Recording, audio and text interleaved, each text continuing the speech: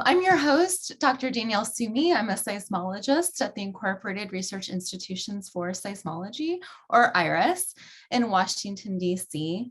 And I have the privilege to serve as the National Educational Resources Development Coordinator, or NERD Coordinator, for the U.S. Geological Survey's ShakeAlert Earthquake Early Warning Project, and as the chair of the Southern California Earthquake Center, or SCEC, Communication, Education, and Outreach Planning Committee. I want to welcome you to the Education and Public Information Center, or an EPIcenter Committee webinar on ShakeOut and ShakeAlert. We're here today to talk about the role of free choice learning environments in the upcoming ShakeOut drill on Thursday, October 21st at 10:21 a.m. local time. My colleague Mariah Jenkins will talk more about free choice learning environments, but broadly, free choice learning environments are museums, public libraries, aquariums, and state and national parks, or really truly any place or anywhere that people choose to learn more about specific topics that are of interest to them. Mariah and I, along with Doctors Sarah McBride and Bob DeGroot, have researched the importance of free choice learning in earthquake education and have cataloged over 150 locations across the United States that have employed earthquake, natural hazard, and preparedness education. Our formal learning counterparts, Dr. Rachel Adams and colleagues at the Natural Hazard Center at CU Boulder, have found that students practice drop, cover, and hold on at K-12 schools, but when they get home, they either flee the building they're in, stand in a doorway, or do something like that because it's what their parents learned. And so students are reported saying, well, we do drop, cover, and hold on at schools, but do something different at home. And I think that really highlights free choice learning as a powerful tool, because multi-generational and family-based learning takes place in these environments. So we can tell the students, K through 12 ages, and their parents or grandparents or their grown-ups, what to do in the event of an earthquake. And we can combat misconceptions and truly create safer environments for all. So I want to remind you that you and your organization can participate in the Great Shakeout on Thursday, October 21st at 10:21 local time. So make sure to drop, cover, and hold on. I'm going to practice that myself at 10:21 a.m. Eastern time here in Northern Virginia. So it doesn't matter where you are in the country. However, if you are located in California, Oregon, and Washington specifically, you also have the power of the ShakeAlert Earthquake Early Warning, where you can receive an alert on your cell phone via a wireless emergency alert or through apps. So when you receive an alert, or if you feel earthquake shaking, know to drop, cover, and hold on. ShakeAlert also has a shakeout related drill with earthquake early warning included that Dr. Bob DeGroot will cover at the end of this webinar. This webinar is hosted by the Earthquake Country Alliance, so I'd like to turn it over to Mark Benthian to talk a bit about what ECA is. Mark Benthian is the Associate Director for Communication, Education, and Outreach at the Southern California Earthquake Center, which leads the Great Shakeout. So take it away, Mark. Thank you, Danielle, and hi, everyone. Just a really quick overview of what ECA is. So we are a network of thousands of public and private and grassroots leaders, mostly in California, but also members in other states. We have committees that develop resources and deliver programs, regional groups across the state that hold meetings and do on-the-ground outreach activities. And we have funding from FEMA that goes through California's Office of Emergency Services that comes to the, as Danielle mentioned earlier, the Southern California Earthquake Center, which administers ECA. And you're all invited to join us at earthquakecountry.org/alliance, a very simple form, but getting on our email list and getting updates about activities and resources as they become developed. ECA has a variety of activities. We have websites at earthquakecountry.org and terremotos.org in Spanish with resources, and on many pages there. We host and coordinate activities via for tsunami education, usually focused in March each year at tsunamizone.org. which is a website that was made to be similar to the ShakeOut website, which we also created originally, the ShakeOut in 2008 in Southern California. And by really popular demand, it grew statewide and then to other states across the country and to other places around the world. And of course, as mentioned, International ShakeOut Day this year is October 21st. So it's 10/21 in 2021. We have encouraged people to have their drill at the same time, which would be 10:21 a.m. local time. However, you can register your drill and hold your drill any day of the year and any time that you want. That is especially important as pandemic situations continue. You may want to kind of do your drill a bit differently. We have resources available on the website now for holding virtual drills.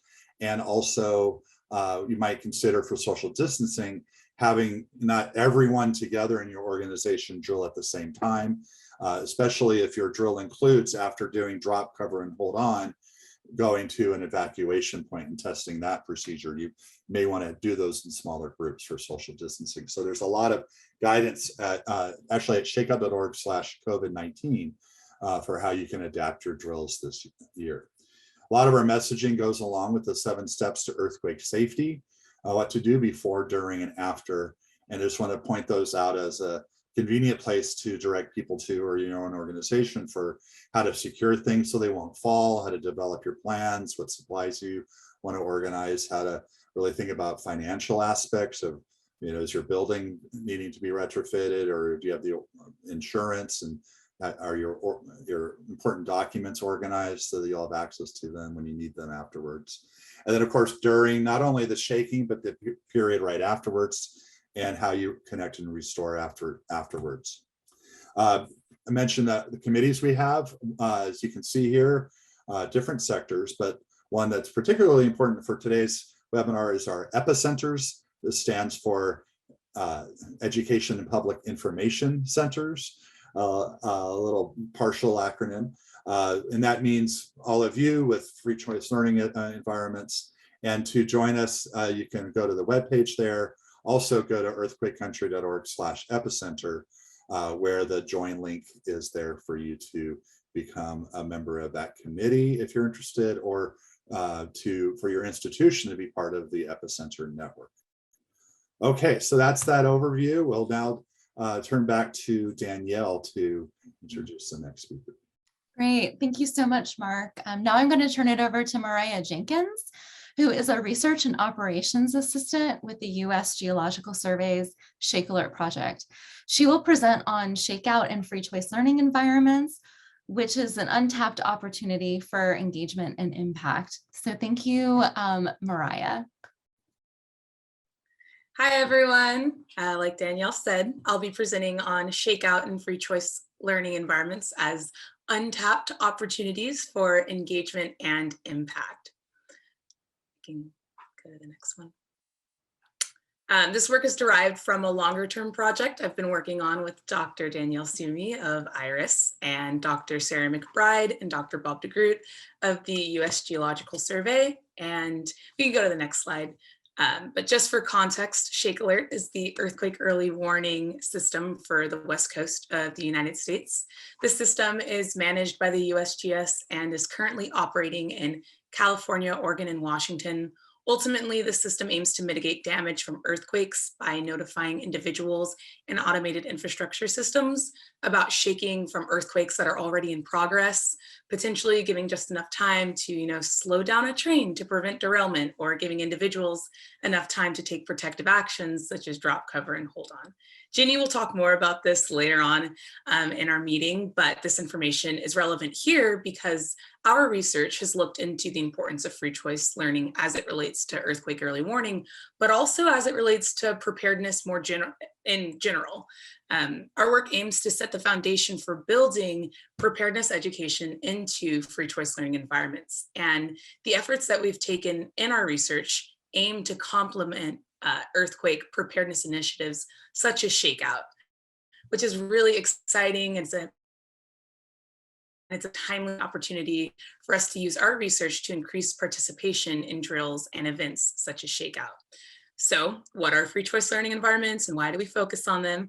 I'm sure many of you on this call know this well and may be experts, but just for review's sake, in our work, we use the term free choice learning environments to refer to those places that promote lifelong learning and interest-based learning. These are the communities of learning y'all are familiar with: museums, libraries, national parks, anywhere that people choose to attend or opt into learning about different subjects. And in order to increase preparedness, we want to reach the broadest audience possible through a multitude of pathways. Free choice learning environments offer that chance to meet people where they're at. And our work focuses primarily on ways education can work through free choice learning environments and can empower participation in preparedness behavior. But it's so important to note that ShakeOut is something that every individual within a free choice learning environment can support, no matter what your role is in your own institution. So ShakeOut is relevant for many roles, from safety and security to facilities and operations to education and collections. Everyone has a role, and a critical one at that.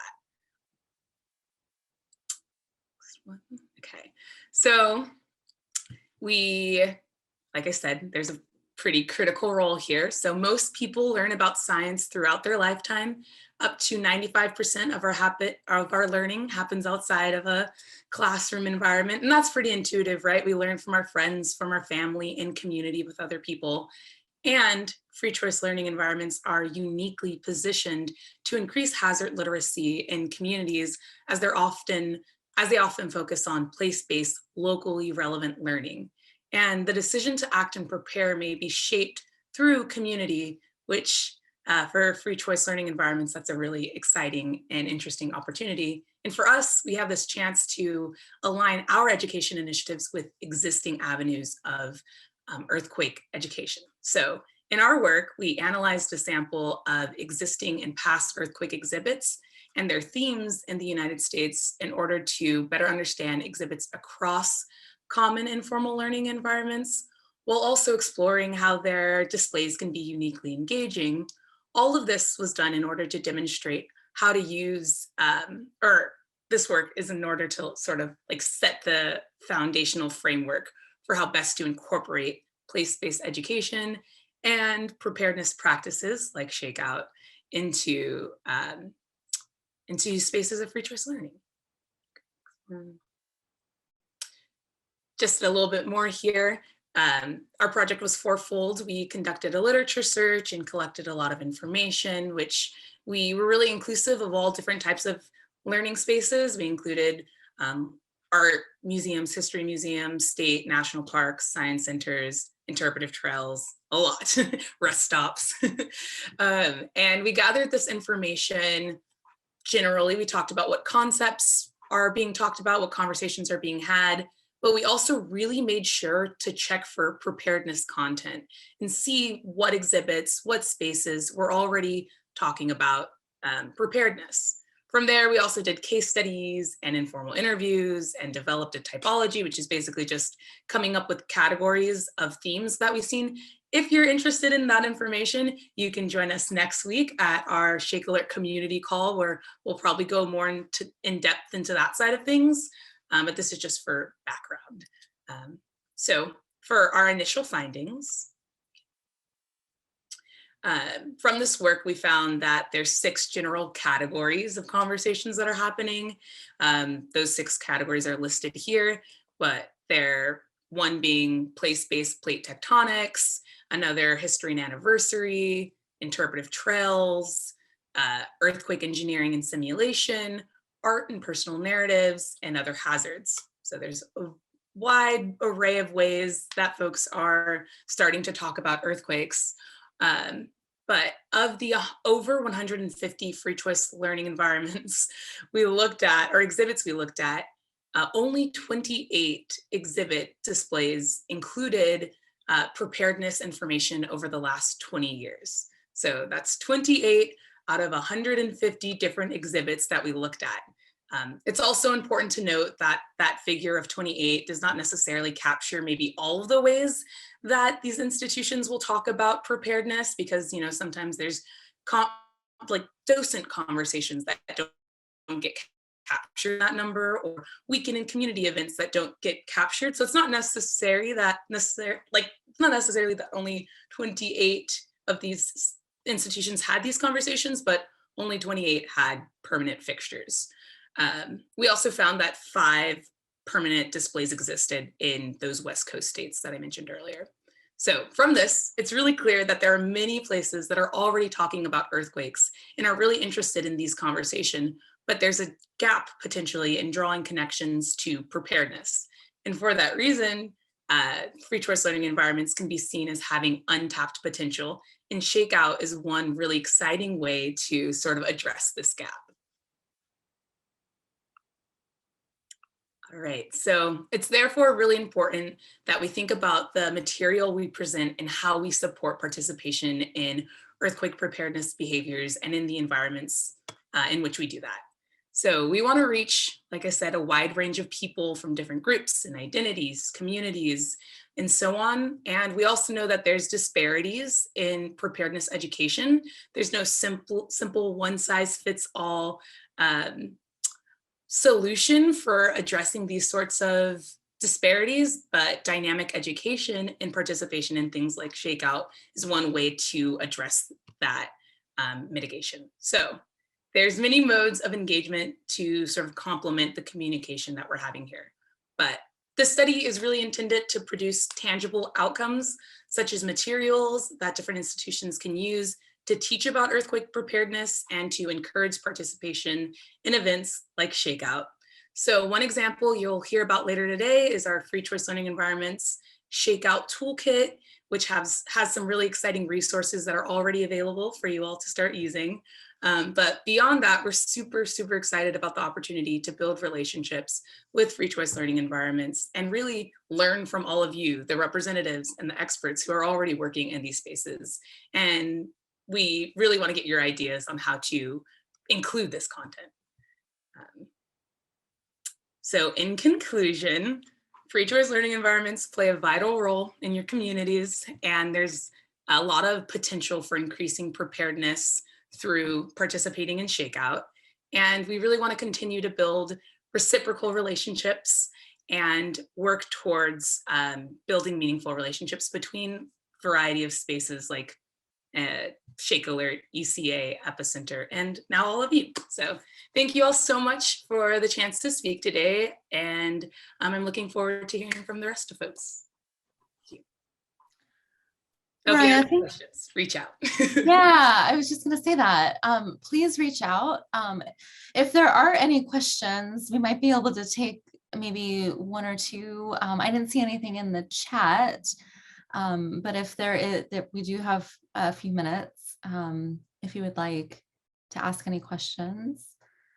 Oh, Sharon's telling me thank you to raise your hand if you'd like to ask a question and we can call on you. But otherwise, okay, I know to like give it a second on Zoom with this type of environment, but why don't we just go ahead and move forward? And if you, again, have any questions, please put them in the chat. We'd be happy to answer them. Thank you so much, Mariah, for that presentation. Next, Jenny Crane is going to moderate a round robin of how to include ShakeOut at your institution. Jenny is an educator and program developer at the Oregon Museum of Science and Industry, otherwise known as OMSI, in Portland, Oregon. One of her roles there is in partnership with the U.S. Geological Survey to promote ShakeAlert education in free choice learning environments. So thank you. Take it away, Jenny. Cool. Thanks, Danielle. And thanks for all that great presentation, Mariah. So Mariah was presenting a lot about the research and theory supporting why free choice learning environments are such important players in promoting community preparedness for earthquakes. And now we get to the fun part, which is like, how are we actually going to do that in your specific and diverse and unique institutions? So I've got one slide, if you can advance, there we go. I want to highlight sort of 4 general categories of ways you can participate. And then I've asked a couple folks here on the call to share specifically about what they've done at their institution. And then we're going to open it up to the wider group to share either experiences from past years or what you plan to do this year, or just ideas and questions you may have about implementing ShakeOut at your institution. So the 4 general kind of big picture ways to participate is 1, you can have a staff drill. This is a great option if the idea of having a drill with members of your public seems really daunting. And this is an opportunity for everyone on your staff, from educators to administrators to curators to custodians, to all practice their protective actions in the place where we spend 40 or more hours per week. So this is a great opportunity. If you've never done a staff drill, it's a great opportunity to do that. If you are up to doing a public drill, this is something that has been done in a number of institutions, including libraries are probably the leaders in holding public drills in free choice environments. So for example, this is the Rincon Valley Library in Santa Rosa, where at 10:21, they had an announcement over the PA, and all the library patrons and staff and volunteers all got under the table and practiced their drop, cover, and hold on. Either in addition to or instead of having a drill, you can also hold educational events at your institution. So Brian's going to talk in a minute about some of the events that they had at the St. Louis Science Center in partnership with QSEC. This is something that we're also planning on doing at OMSI this year for ShakeOut, and I'll give a little bit more information about that. So this wouldn't necessarily be at 10:21 on Thursday the 21st. It could be before, or after, or sometime around ShakeOut. And people wouldn't be practicing the drill at that time, but you'd have educational activities and events that would sort of promote earthquake safety and promote people doing the drill on their own time. And then last, you can have a whole range of virtual activities. So this could be a Facebook Live event. This could be a webinar. This could be a pre-recorded content that you release on social media on the day of ShakeOut. Or it could be a whole week of social media posts all related to ShakeOut, and inviting your members and your constituents to participate in this virtual campaign, using different hashtags and stuff. So many ways to participate. I'm going to ask Brian to hop in next and talk a little bit about QSEC and the St. Louis Science Center.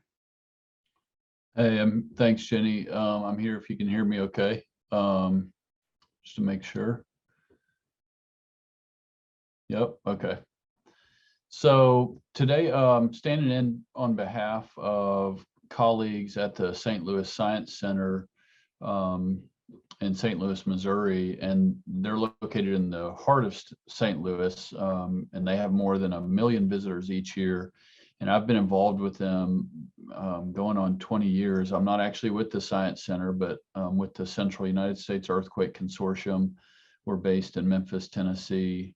And we are an earthquake awareness, mitigation, planning, multi-state planning organization that works here in the Central States. So a number of years ago at the St. Louis Science Center, they used to host an Earthquake Awareness Day that would coincide with Earthquake Awareness Month in February of each year. And beginning in around 2015 or 16, they started holding an event called Rock Fossil Quake that was in September or October, kind of as a lead up activity for ShakeOut. And geologists and archaeologists and seismologists, they would all come and participate, along with preparedness organizations like QSEC or the American Red Cross. There'd be 15 to 20 exhibitors. They'd lead hands-on learning opportunities and exhibits where they interact with participants. And there are thousands of participants that come to the Science Center, and these were held on Rock Fossil Quakes event was held on Saturdays. So thousands of participants on Rock Fossil Quake Day. And they'd also, on that day, they would have a facility-wide earthquake drill, and they'd hand out information to staff and visitors and post signage where they say, at 10, they'd usually do it at 10:30 in the morning or so. they'd say, we're going to have an earthquake drill. This is what's going to be happening. And they would announce it as the morning went along.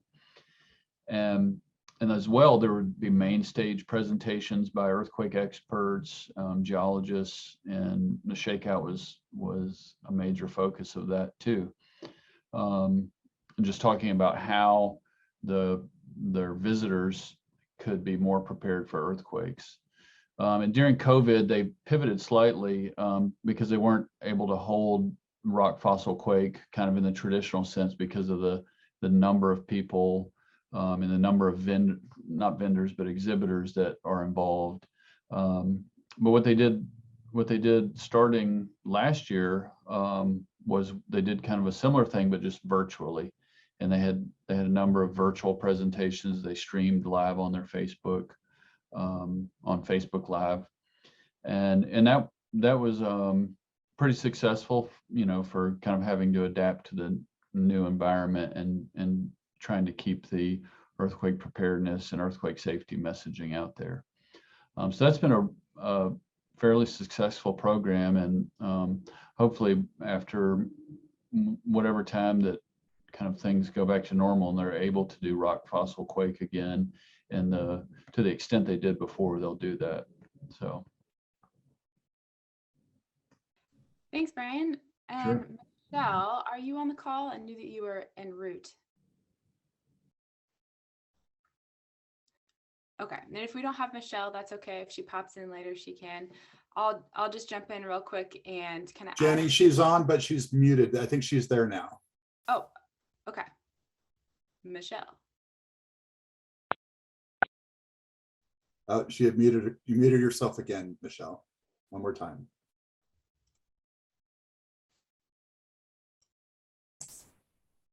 You appear unmuted now.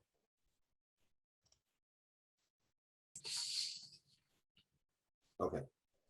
Maybe it's on her end. Okay. Okay, no. Oh, Sorry. we hear you. You hear me now? Yes. Yes? Okay. Oh, great. Hi. Sorry about that. Having technical difficulties. So hi, I'm Michelle Rodriguez. I'm our Visitor and Community Experiences Director at the Lawrence Health Science, which is part of UC Berkeley's complex of science centers and museums. And we have done a couple of things. The first year, we've only participated in it 2 years. The first year that we participated, we did sort of a low impact event where we have these Sunday fun days that happen on Sundays. And so for the first pre-shakeout event, we created an activity sheet which highlighted the different earthquake related content that we had already on the Science Center floor. It seemed like a low, I'm thinking of the word, but I can't grasp it right now, stakes way to participate and get the public to know and be prepared for the Great Shakeout, which was happening, the following week, during the week. Because we already had some earthquake-related content in our outside Forces That Shape the Bay, which really is all about how the forces of the earth shape our Bay Area. We had a seismograph at the time. We had an exhibit, a small interactive on how to think about structural integrity of a building to withstand a shake, and some data sets on our Science on a Sphere. So what we did to supplement that, because like Mariah had mentioned, we didn't have anything around earthquake preparedness. We took some of the videos that are available on the website to be able to play them alongside having pamphlets out for visitors so that they could gather information, watch the videos, see what they needed to do in the case of like if they were in a car or if they were out on the beach or if they were inside. And so then we had, a little stamp, and people could stamp their things if they went through all of the little activities and they got a pencil. so that's what we did the first year. But what we realized that people really wanted to hear from experts about, and people, not just watching the videos, about how to be prepared for an earthquake. So the following year, we partnered, because we're part of UC Berkeley, we partnered with the UC Berkeley disaster team, which is a student-run team.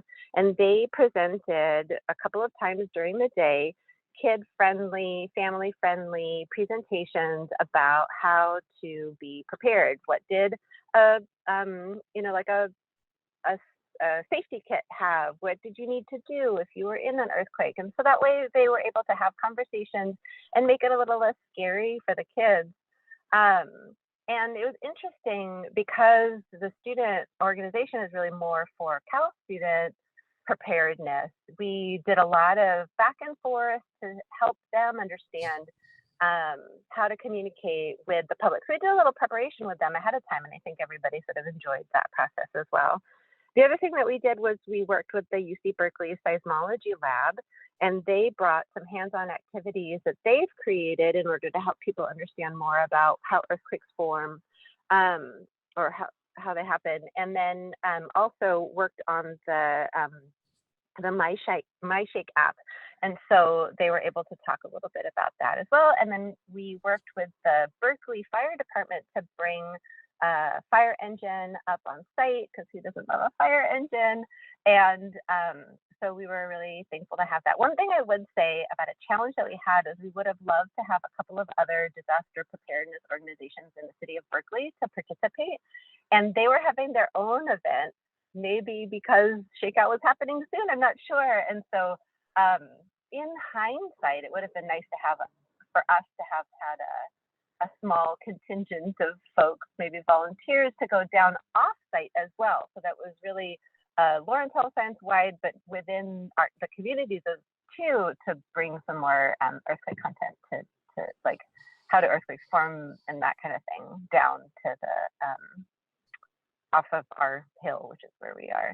So that's sort of what we did, and that it was a lot of fun. It required, the first one that we didn't require a ton of work. The second one, of course, required a lot more of the people, community building, partnerships, that kind of thing. And so there's two examples of how we've handled the shakeouts in the past. Thanks so much, Michelle. And I just want to highlight for everybody who's listening that you don't have to reinvent the wheel. You don't have to invent a whole new program. Take advantage of the resources that are out there. Take advantage of the exhibits and resources you already have on site, and take advantage of the partnerships that are available in your community, whether it's with local emergency preparedness or emergency responders or local scientists. So I think rather than just listening to me talk, I'm going to open it up to the group who's here and invite people to share their experiences with ShakeOut. It can be past experiences that were successful or maybe that weren't, and what you learned. And it can also be questions or ideas that you have for this year's ShakeOut. So if you'd like to share, go ahead and raise your hand.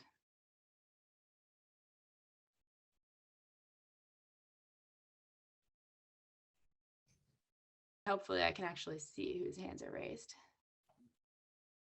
Other moderators can help me. No hands yet. Okay. One thing Mark and I were involved with a number of years ago, which is pretty neat, was at the National Building Museum. We kind of had a media outreach event. It was on ShakeOut Day, if I recall, Mark, and then we had a number of high profile. It was in Washington D.C. We had a number of high profile government types like the FEMA director and USGS officials come, and then we had a large contingent of FEMA Corps staff members who are volunteers, young volunteers that came, and they kind of led an earthquake drill. So it was a really neat experience that we did there in partnership with the National Building Museum, IRIS, SCEC, and a number of other groups. Those types of media events that have been done all over on ShakeOut Day in Los Angeles, both at the California Science Center and an education complex they have back in 2009, and in 2018, I believe, or something, they're running together, the Natural History Museum. And so really great ways to not only have the public be involved with your activity, but also showcase what your own organization is doing to, ensure safety and to highlight your exhibits.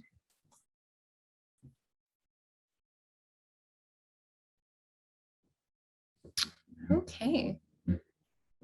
So should we move forward? I think for the sake of time. So it is my pleasure to introduce Brian Blake, who is the Associate Director of the Central U.S. Earthquake Consortium in Memphis, Tennessee, as he mentioned, or CUSEC.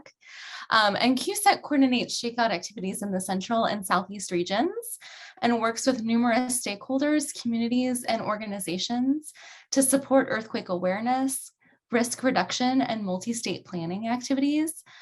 Brian will discuss the ShakeOut Toolkit for free choice learning environments. So thank you, Brian. All right, thank you. It looks like there was a good question that came in. Mark, you might want to address this about ideas, for ShakeOut for the pandemic. So there's a link there in the chat box. We have virtual PowerPoint presentations for, well, they are actual PowerPoint presentations for leading virtual drills to where you can have people in person or remote or a hybrid, and they can also be used for entirely in-person drills too. Just steps you through why you're doing an earthquake drill, what to do during your drill, both if you can drop, cover, hold on, or if you are not able to, and what you do instead, and then a recording for with a narration to play with some sound effects that instructs people what to do for about a minute, and some options there. You can even have your own script for what to say. So instead of playing that recording, so if you want to do it over a loudspeaker or PA system. So you can find that in the at shakeout.org/COVID-19, and there are different versions for different environments. Yep, right. Okay, we'll get started. So obviously, just a little bit about the ShakeOut. One of the major primary goals of ShakeOut, and I've been involved with this program now more than 10 years, but it's to encourage people worldwide to practice earthquake safety, and be that at the individual level, but also at the organizational level, and the community level. So groups of all types are encouraged to practice earthquake safety, become more prepared, and take on earthquake resilience efforts, whether it's at their homes, businesses, or places of work, even places of worship. And so it's really a worldwide program that's designed to inspire people. And a lot of that is, next slide please, is based in some social science research, because that's been undertaken over a number of years that really shows that people get motivated to prepare for disasters when they see and hear consistent information about what to do. So in case of an earthquake, about how to drop, cover, and hold on, and they're seeing that consistent information in different ways, but from many different sources, and also that they're seeing others like themselves get prepared. So it's kind of like, your neighbor's doing something and you learn about it, and then it's kind of a word of mouth thing, and through talking about preparedness, people begin to get more prepared. And the whole idea is education, but also awareness to action. So ShakeOut leads people from that awareness to action by taking safety precautions, practicing drop, cover, and hold, securing things in their homes or their businesses, practicing their business continuity plans, and so forth. And a big part of that is free choice learning environments can help put these things and these findings into practice. Next slide. So with that, the Earthquake Country Alliance and a number of other organizations have worked together to create a great ShakeOut earthquake drills toolkit. And there's a misspelling up there, but it's not the toolkit, it's the toolkit for free choice learning environments. And the goal of the kit is really to promote is EPIcenter partners, free choice learning environments, such as museums, libraries, and parks and so forth, to increase their participation in the ShakeOut, and as a byproduct of that, increasing community involvement in the ShakeOut. And so the toolkit contains tools from a number of different sources that are all working across the country to increase earthquake resilience. And because the folks on this call, the target audience, the free choice learning environments, are trusted leaders in your communities, you can use ShakeOut as an opportunity to set an example for the community, teaching about earthquake preparedness, earthquake resiliency, and robust education initiatives within the community. And all of that helps improve community resiliency for earthquakes and other disasters. And Mark likes to joke that the ShakeOut is a gateway drug to disaster preparedness. And it's really true, because we see people doing more advanced things year over year with the ShakeOut as they get involved and remain involved. So this toolkit is for EPIcenter Network participants. There's it's available on earthquakecountry.org/epicenter under the resources section of that page. And there's just a number of different resources on there for the ShakeOut specifically within this toolkit. Things like earthquake drill manuals, flyers, instructional materials, presentations, links to other websites, and educational resources. And we'll go through just a couple of those right now, just so you can get an idea of what's in there. Next.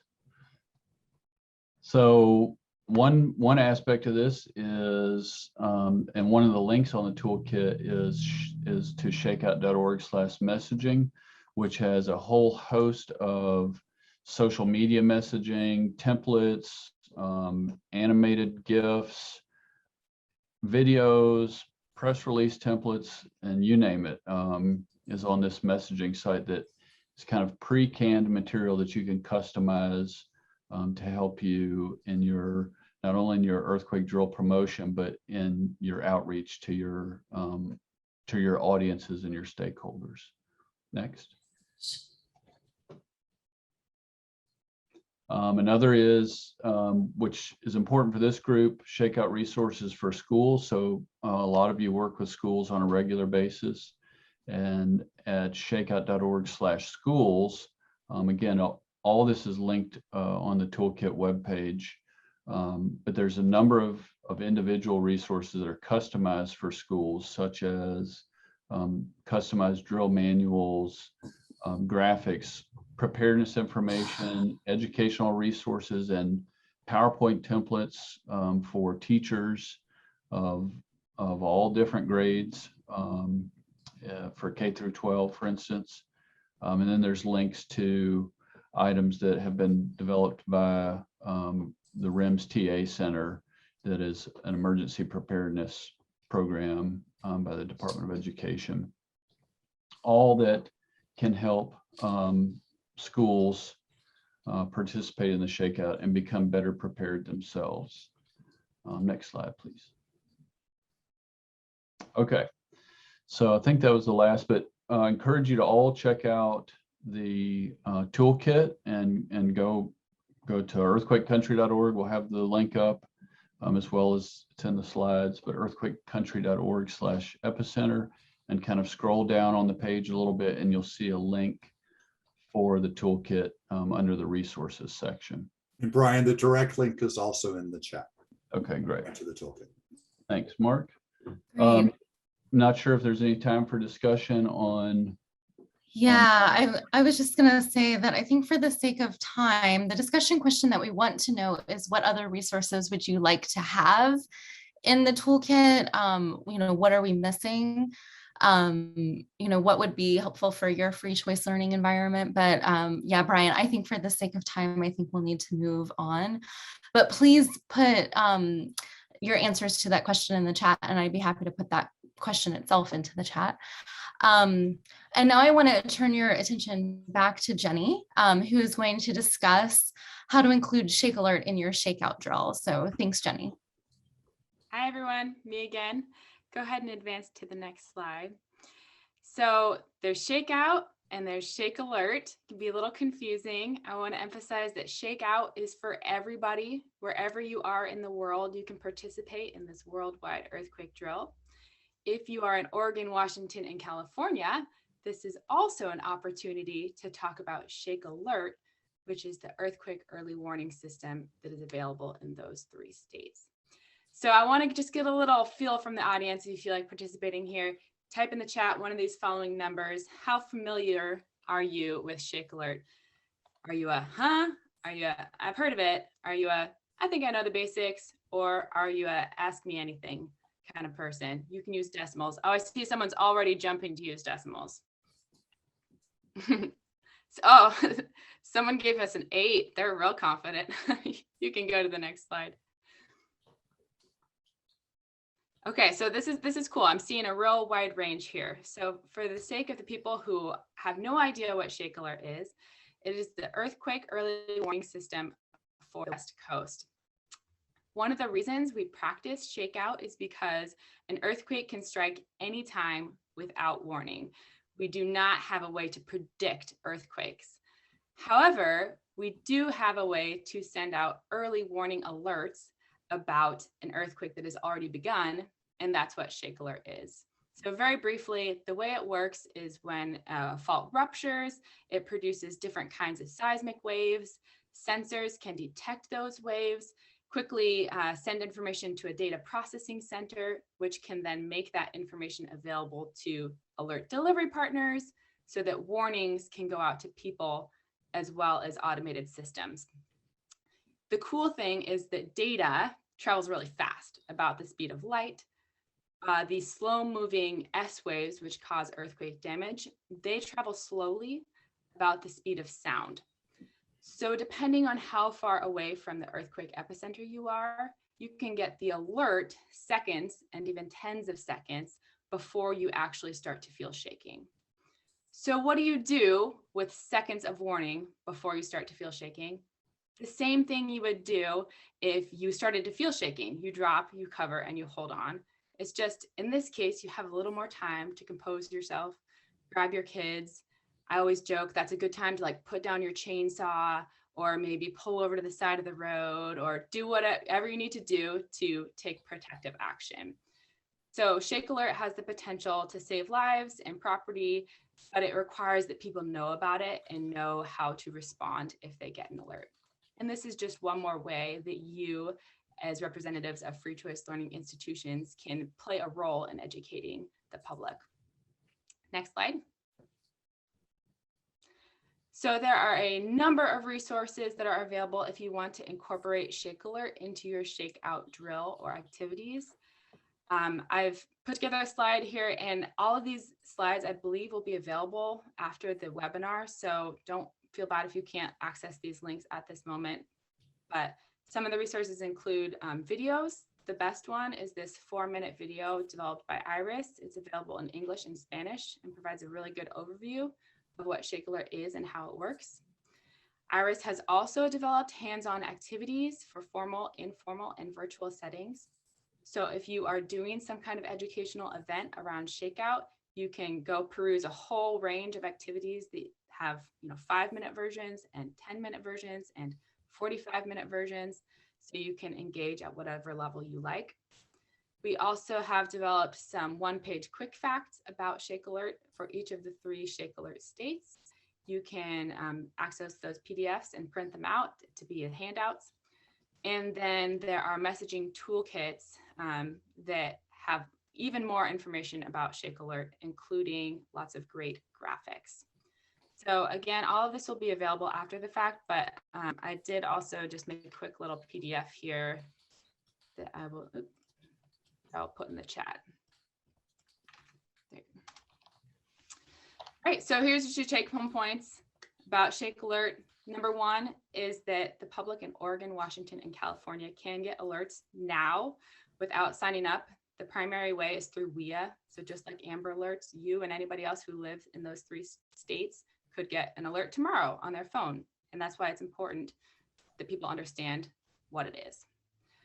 At best, the alert time is seconds or tens of seconds. So don't expect enough time to completely change location. This is just enough time to take protective action. And then of course, if you feel shaking or get a ShakeAlert powered alert, take protective action, don't wait. And that's all I've got. Great. So thank you so much, Jenny. I think, so yes, before we do like survey and Q&A, I believe Bob DeGroot wants to show the ShakeAlert related drill and how to incorporate that into ShakeOut. So Dr. Bob DeGroot is the USGS ShakeAlert Coordinator for Communication, Education, Outreach, and Technical Engagement. He's also the chair for the EPIcenter Committee. So Bob, why don't you take it away? Hi, everyone. Thanks for joining us today. And it's really great that you've taken an interest in this. And really, this is just the beginning, hopefully, of many great relationships with folks over the years. And I'm really proud to be working with this team on this project. And I just wanted to make some sort of few last points related to the to being involved with the EPIcenter Network. Of course, one of the first things we really want you to do is to make sure that you're registered for the ShakeOut. So I'm showing the webpage for the EPIcenter Network. It's in the chat box. And please make sure you're registered. You can register yourself, of course, and also register your institution. And we want to make sure that you're represented and we know that you're out there. If you really liked what you saw today, of course, you can use any of the resources that we provided. This webpage has a lot of really cool stuff. I know, as was asked earlier, what other resources could be included in our toolkit. Really, the best ideas, many really great ideas are going to come from you. Please let us know. My email address is actually on, or there is contact information on this webpage about how to get involved. And so just let us know what's on your mind. If you really liked what you saw today and you want to continue to be involved and you want to continue to be part of a larger network of free choice learning institutions that do ShakeOut and also potentially take an interest in ShakeAlert, there's a way to become a part of what we call the EPIcenter Network. And this is basically a group of folks who institutions who get together to talk about about ShakeOut, about earthquake early warning, about a whole host of topics related to earthquakes, and how we can work together to make this a very successful event. I think the information that Mariah provided at the very beginning of the presentation today really demonstrates the fact that there are lots of opportunities to do more. And so joining the EPIcenter Network, I think, is another step, is an additional step. So easy step, go ahead and just simply use our resources, register for ShakeOut. But if you want to get more involved, actually join the EPIcenter Network itself. And if you're even more interested, as Danielle mentioned at the beginning in my introduction, that I am the chair of the ECA EPIcenter Committee. And we have a group of wonderful folks who are working with us. We meet every other month currently to talk about continuing to develop this piece about participation of free choice learning institutions in the Great Shakeout. And so, like I said, we meet every other month. The commitment is about an hour every other month. You can do more. We want to continue to get people involved. One of the really big projects that we're embarking on soon is the development of a series of drill manuals that will involve how do you do a drill or an exercise or similar activity in a free choice learning environment. And that's something that we would really need feedback on. So we're working with a contractor to help us with sort of producing all the pieces, but then also there's the ideas, the background, the review that we need from the group. And so, like I said, if you like everything that we just told you and you want to get involved at whatever level you think you want to get involved, but sort of that major involvement is to actually become part of the committee itself. And if you want to join the committee, please contact us. Please let us know. One of the things I wanted to add to this whole thing is that we're really excited about this potential, the potential of free choice learning environments to really put us over the top in terms of participation, not only in ShakeOut, but also to increase earthquake readiness throughout the United States, throughout the world. And we all know that all of you who are part of those institutions will play a very key role in that. You have many, many visitors that come, people from out of town. So for example, if you're visiting a museum or other free choice learning environment in Oregon, California, or Washington, hopefully by the time you've arrived to those states, you might have downloaded a ShakeAlert powered app on your phone.